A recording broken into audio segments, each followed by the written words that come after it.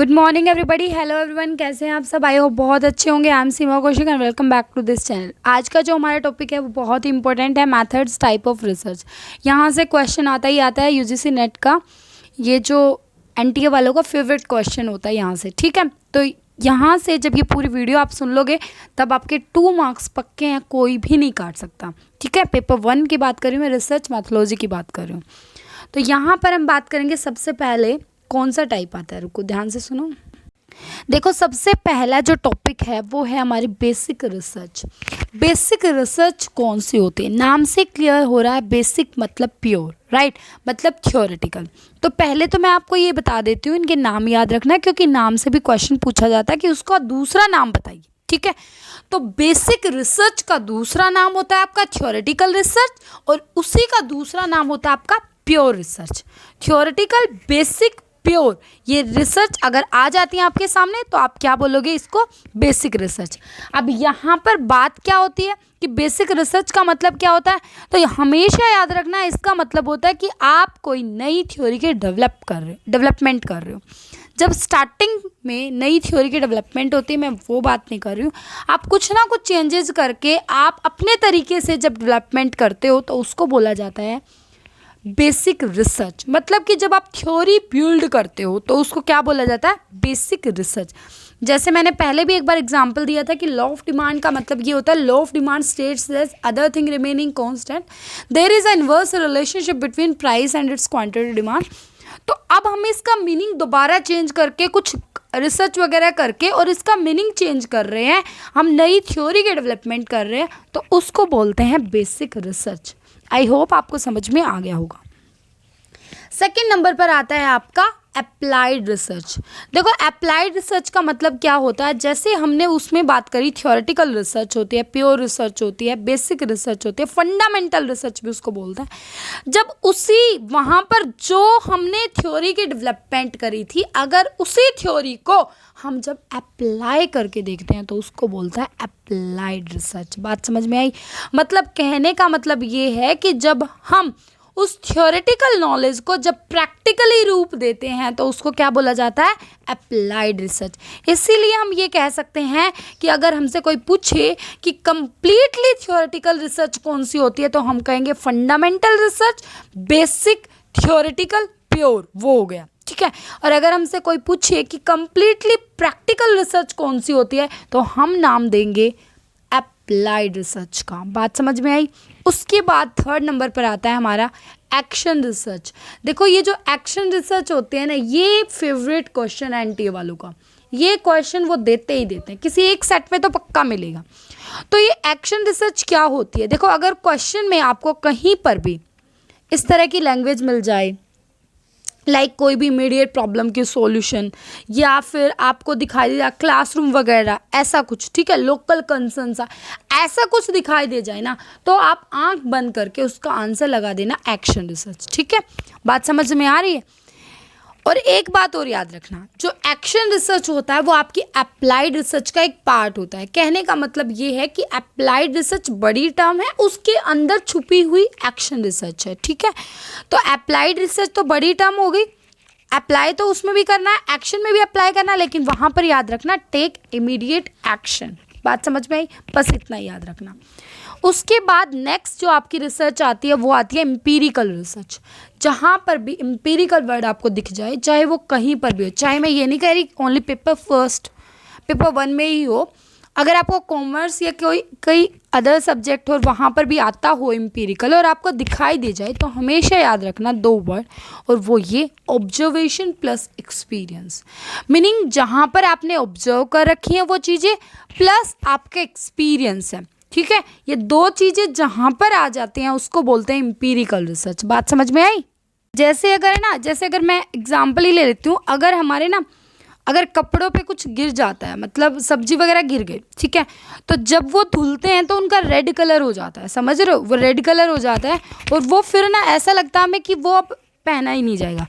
तो मैं अगर नॉर्मली बात करूं कि जब हम छोटे थे तब ऐसा होता था, अब तो पाउडर वगैरह ऐसा चल गया होगा, अब तो मेरे को तो इतना खैर पता नहीं, मम्मी को ही पता है, बट मैं आपको बता देती हूँ। तो मम्मा क्या बोलती थी कि जैसे जो ये आपका कपड़ा या कुछ भी है, शर्ट है या कुछ भी है, उस पर अगर कुछ सब्जी वगैरह गिर जाती है तो उसको आप धूप में सुखा दो, ठीक है, धो के धूप में सुखा दो।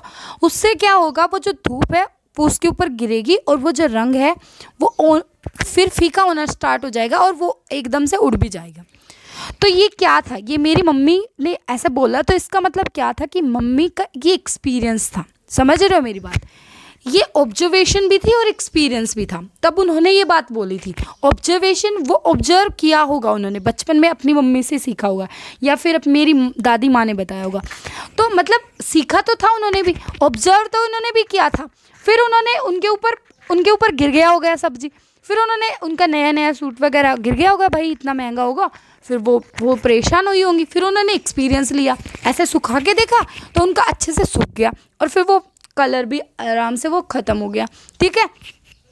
तो जब इन दोनों को मिला के उन्होंने क्या कर दी, एम्पिरिकल रिसर्च बना दी, फिर उन्होंने बतानी स्टार्ट कर दी। तो यही होता है एम्पिरिकल रिसर्च का मतलब होता है जहाँ पर आपके ऑब्जर्वेशन प्लस एक्सपीरियंस दोनों साथ में जुड़ जाते हैं और फिर कुछ एक नई चीज़ निकल कर बाहर आती है, तो उसको बोलते हैं एम्पिरिकल रिसर्च। बात समझ में आई? Very good.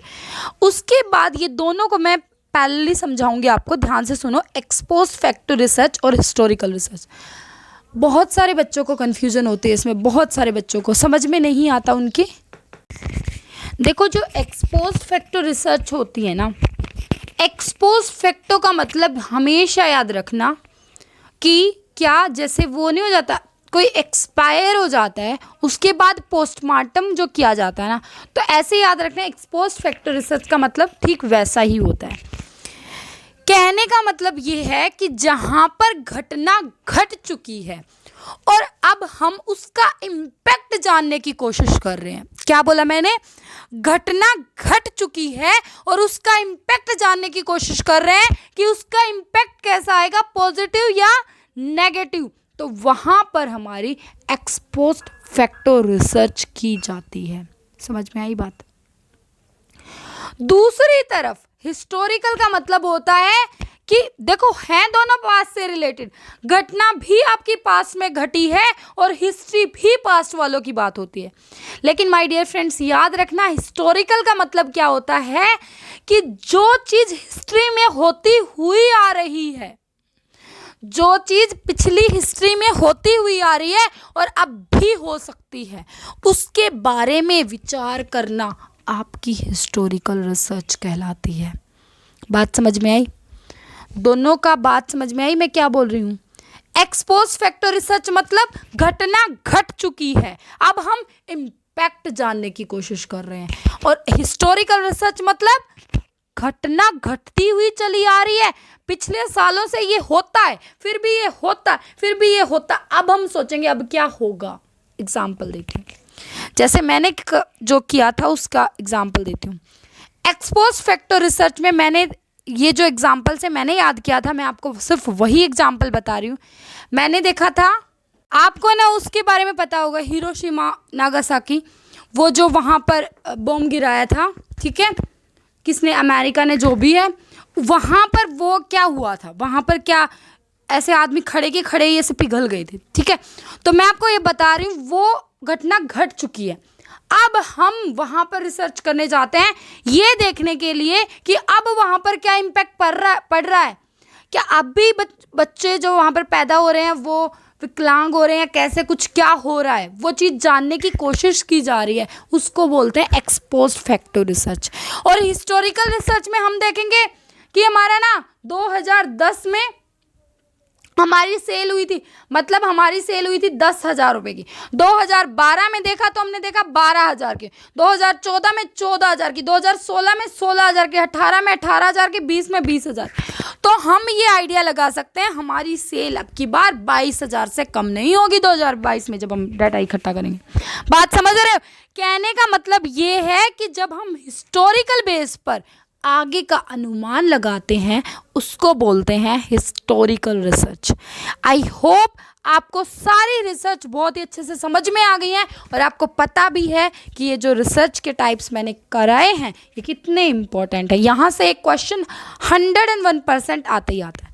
सो बहुत ही अच्छे तरीके से आपको समझना है सारी की सारी रिसर्च, बेसिक रिसर्च क्या होती है, अप्लाइड कौन सी, एक्शन, एम्पिरिकल, एक्सपोज, हिस्टोरिक। अगर आपको इस वीडियो से भी ना समझ में आए ना तो कहीं ना कहीं से निकाल कर समझ लो, क्योंकि अपने क्लियर करो ये टॉपिक, यहाँ से क्वेश्चन आता ही आता है, ठीक है। एंड अगर आपको वीडियो अच्छी लगे तो लाइक, शेयर और सब्सक्राइब जरूर कर दो, फटाफट सब्सक्राइब करवा दो, ठीक है। एक एक सब्सक्राइबर करवाओगे तब भी बढ़ जाएंगे, 1000 हो जाएंगे, फिर हम लाइव लेक्चर लेंगे, right. And thank you so much guys, all the very best. आज कितनी डेट होगी आपकी? 30 सितंबर है आज, MBA वालों के एग्ज़ाम भी है, ठीक है। तो आपके कितने दिन रह गए हैं? 17 डेज रह गए हैं। कॉमर्स वालों के थोड़ा सा और दम लगा दो, okay. All the very best, bye bye, take care.